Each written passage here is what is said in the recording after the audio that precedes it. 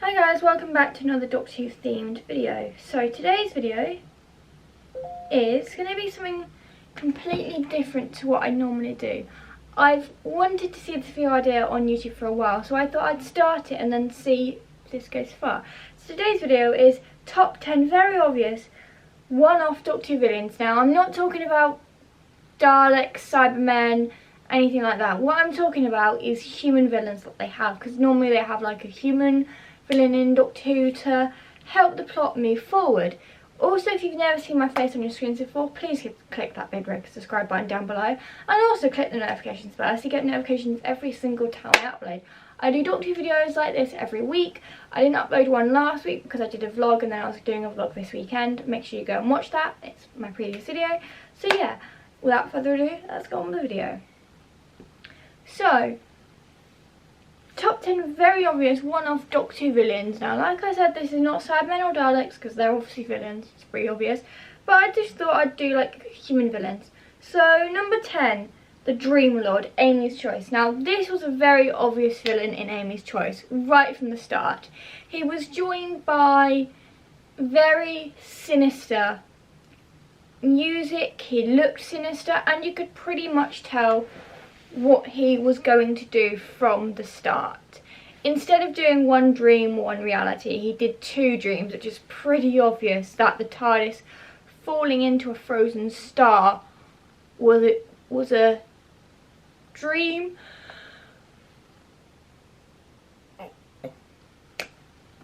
And also the dream where Amy and Rory and Amy's pregnant in Ledworth was also a dream. I mean, that was pretty obvious what he was going to do from the start.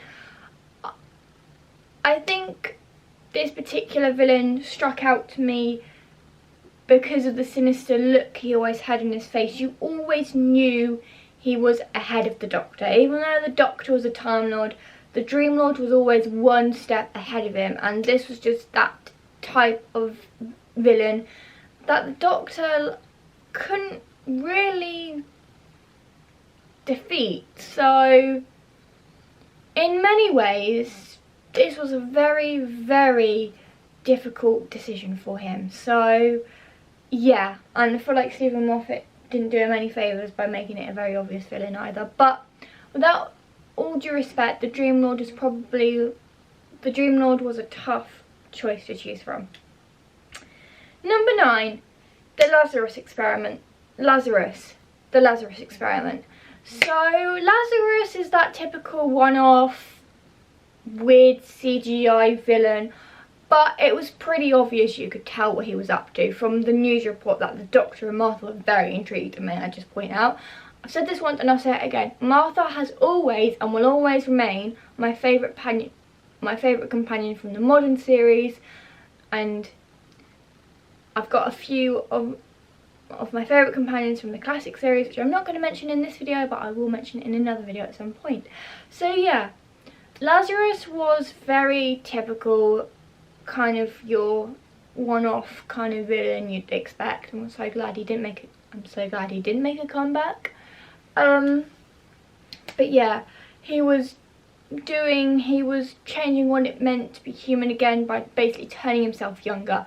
And him saying that at the Black Tide event that the Doctor and Martha attend to, that's very obvious what he's going to do. What Russell T Davies did do right was not revealing what he was until that moment when he was in the microfield manipulator. Well, I actually sounded like the Doctor when I said that. So yeah, but it was pretty obvious what Lazarus was going to do. The fact that he was looking out of his office, the fact that he was so mean to his wife, and the fact that that sinister music every time you were near him on the show always kept surrounding Lazarus. But yeah, I think that was a very obvious villain that people find it hard to spot with Lazarus, because he's that typical villain where you can see the obvious but also you can't see the obvious. So yeah, he's that very obvious villain that you can see the obvious with, but also you can't see the obvious with. But just the looks, the snarky stuff, the way he was after Martha's sister Tish, that kind of stuff made him number 9 on this list. He's not the worst obvious villain, but he is one that made the top. He's one that made the bottom of the list. Number 8, Mr. Hindle. Kinder. Now there's going to be a lot of very obvious villains from the classic era on this, because that is. Now, as you know, the Doctors, the 5th Doctor and companions go to Diva Loca. Tegan falls asleep, blah blah. I'm not going to explain the entire plot to you because that would ruin it. But we meet, but then Adric shuts this thing, don't know what it was, this machine door, and follows, and then the Doctor and Adric, with the Doctor being worried about Tegan at this point. By the way, Nyssa wasn't really on this adventure because she was in the TARDIS healing or something, so I just want to mention that. But yeah, so they go to Diva Loca to give Nyssa some time to recuperate, really. And then the Doctor and Adric come into this dome thing on Diva Loca where they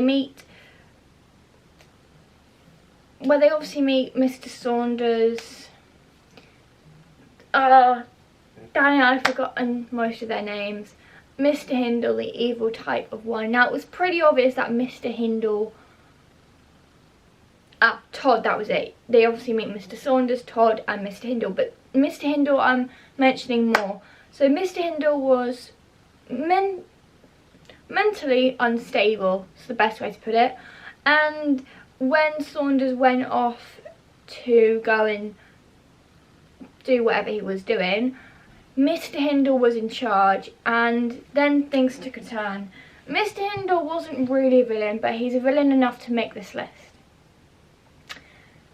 Mr. Hindle imprisoned the Doctor, Todd and Adric because he didn't really like them very much, and he wanted the Kinder for himself. And it was very obvious what Mr. Hindle was going to do, because when you first meet him, he's a bit of a goofy kind of person, but then when he meets the Doctor, you can tell he's going to be that person that's meant to be evil. Pretty obvious from the start. From the look of his face, the fact that he was pointing a gun at them, which isn't good. So yeah, and the fact that he was mind controlling the Kinder as well, not good either. So Mr. Hindle made this list because of the fact that when he saw the Doctor and Adric, he saw them as an immediate threat rather than helpers of the universe, basically, rather than letting the Doctor help out. That's what he saw them as straight away. Okay, number 7, Mr. Finch, School Reunion. Now, the reason I had to include him is because if you've watched School Reunion like I have, I rewatched it for this particular thing. Mr. Finch was the evil headmaster, but it was pretty obvious from the very start the episode began that Mr. Finch was evil. He was that typical villain that you could see right through. It wasn't just the fact that sinister music accompanied him wherever he went. It was the fact that he had kids waiting outside his office, and then you just heard crunches. You just heard crunches of bones crunching, in his office. Which then points out to, yep, he is definitely very evil by the looks of things. So that kind of thing. So yeah, I didn't pick him out because of the fact he looked evil. It was the fact that at the start of the episode you hear kids sitting outside his office, and then you hear them go in the office but they don't come out, and that to me was very kind of, yep, he's obvious a villain. And then you just heard bones crunching. It's like, ugh, that is horrible.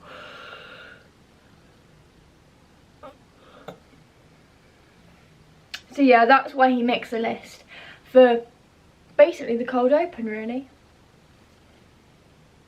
He's evil up until the Doctor stops him.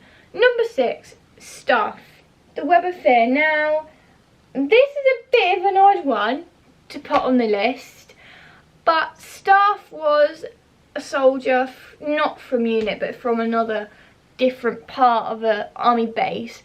But Staff's plan, now I can read people pretty well. I've got to know people pretty well. I've got to read people pretty well in my life. And Staff, when he returned after the whole web after you went into the web and stuff, that horrible stuff, it was pretty obvious what he was going to do. Now, he wasn't obvious from the start. I'm not saying that he was obvious from the start. This is not what this is about. I'm talking about when the guys go and rescue the TARDIS. Staff pushes the trolley in to try and rescue the TARDIS, but he goes in not to come out, or so you think. He then comes out, but it's weird because no one has come out of that horrible stuff. So seeing that Staff has come out shows you, yep, he is working with the Great Intelligence, or at least so you think. So that's why he makes the list, for being obvious, not from the start, but from the third part of the serial, that Staff has come out of this thing and is working for the Great Intelligence. That's why he makes this list. You guys can disagree with me if you want, that's fine, you're entitled to your own opinions, but this is just from the top of my list, and also from what I've seen on Doctor Who, from the classic era and also from the modern era. You'll find there's a lot more modern, very obvious villains on this list rather than there is.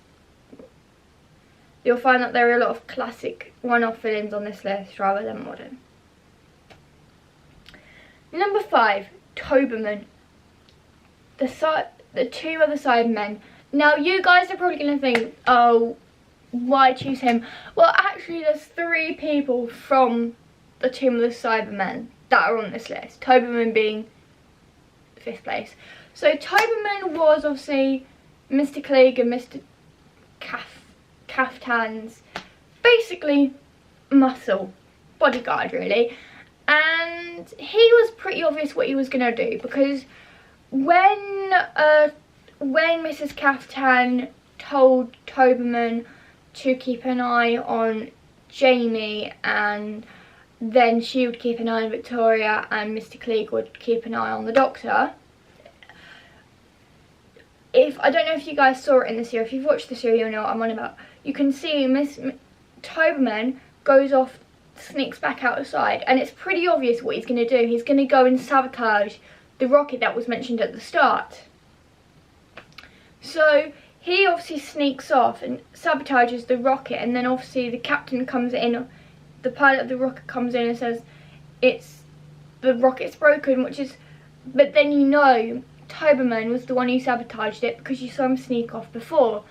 And Toberman also was doing that, and you could tell that he was being very sinister about it. So for this reason, he makes number 5 on the list, because he was that typical type of villain that was very obvious, that you could see from the back he snuck off and sabotaged the rocket. Speaking of Miss Kaftan, number 4, Miss Kaftan, the Tomb of the Cybermen. Now, she was Mr. Klieg's henchwoman, if you like. But you could tell with Mrs. Kaftan that she was going to be pretty obvious, because when they went off exploring, I need to watch Tomb of the Cybermen again to make sure I've got everything right about this. I will watch it again because I love it. It's the best Cybermen story, I think, in the classic era. Apart from Earthshock, that's just amazing.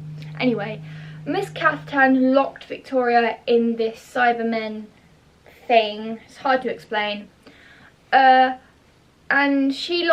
when Victoria walked in, Victoria just wanted to sit down. When obviously Victoria just wanted to sit down, Mrs. Kaftan pulls the lever shutting Victoria in, and you could tell from that moment, yep, she was evil. Now, these obvious villains you don't see them straight away, but when they do pull levers and stuff, you can tell that they are.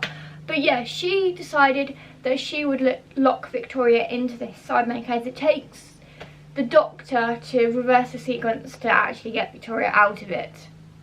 But yeah, you could also tell the fact that she also dropped a sleeping pill into Victoria's coffee, that she was planning to do something intrinsically evil. She was planning to work with Mr. Klieg, with the Cybermen and all that. You could definitely tell that.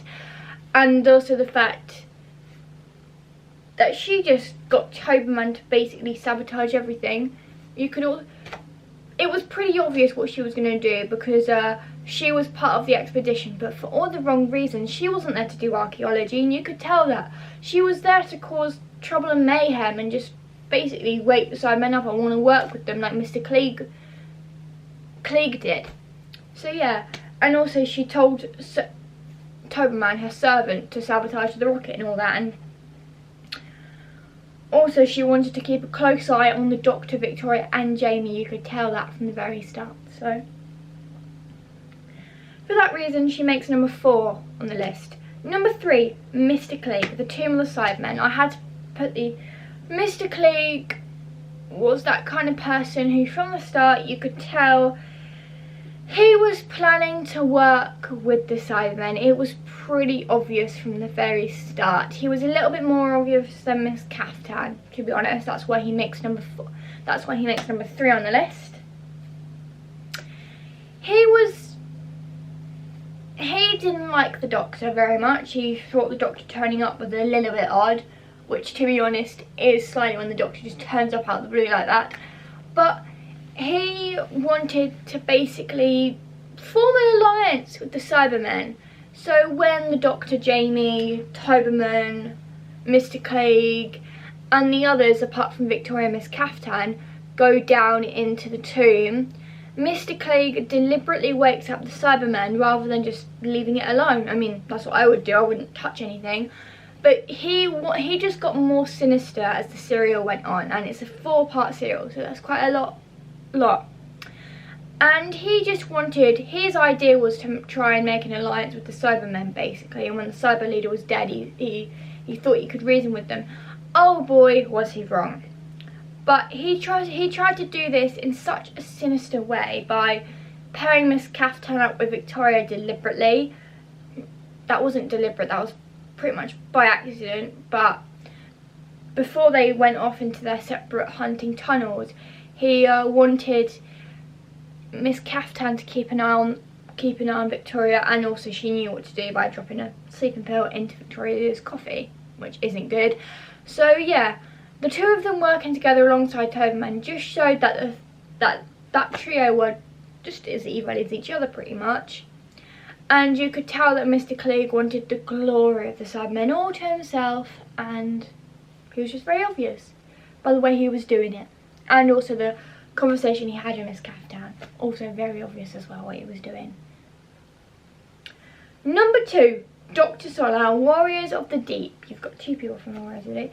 So Dr. Solau worked with a man called Nilsson, and you could tell after Maddox had a mental breakdown when they had the disc, what she was pretty obvious going to do. She wasn't going to use this disc to go into Maddox's mind and reassure him. She was going to use it for her own purposes. And it was also the fact that she tried to do that to the Merca.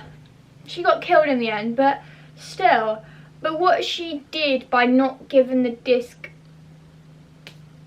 back to the commander, you could tell that she wanted to use the disc for her own doing, and it wasn't very good. And I don't know if John Nathan-Tallon, the showrunner at the time, deliberately tried to make Dr. Solau obvious to spot that she was doing something. But either way, she was that kind of person that was like, do I really want to do this kind of thing? That kind of thing. And she was just very obvious the way she was going about it. So for that reason, she makes number 2 on the list. And I was having a tough time with this first one because there were so many very obvious companions. There were so many very obvious one-off Doctor Who villains that number 1 had to be quite a good one. And number 1 is Nilsson, Warriors of the Deep. Yes, he had to have the number 1 spot for this because from the very start of the serial you could see that evil look in his eye, and then he kept looking at Maddox as mentally unstable, and you kind of knew what he was up to. Like, he was to accompany Dr. Solau, and the same thing again with the disc. You could tell that the two of them were going to use the disc for their own ends, and the fact that as the serial went on and the Doctor arrived and he didn't trust the Doctor just showed how really obvious of a villain that he was going to be. the real villains on the serial were actually the Silurians and the Myrka, but this is a human villain. And you could just tell the look in his eye, and he deliberately had this thing to constantly make Maddox have mental breakdowns and sabotage. They even made Maddox kill Karina. So you could just tell from the very start that he was not going to be very good. He was an evil character from the very beginning, and also it didn't really help that sinister music kept accompanying him everywhere he went in the entire serial. As you got to know Nielsen, you could tell that he was getting more and more obvious of what he was going to do. Anyway, that's it for this video. I hope you enjoyed it. Please give it a thumbs up if you did. I've always wanted to see this video on YouTube because there's some very obvious villains. Not true, there is some very obvious villains.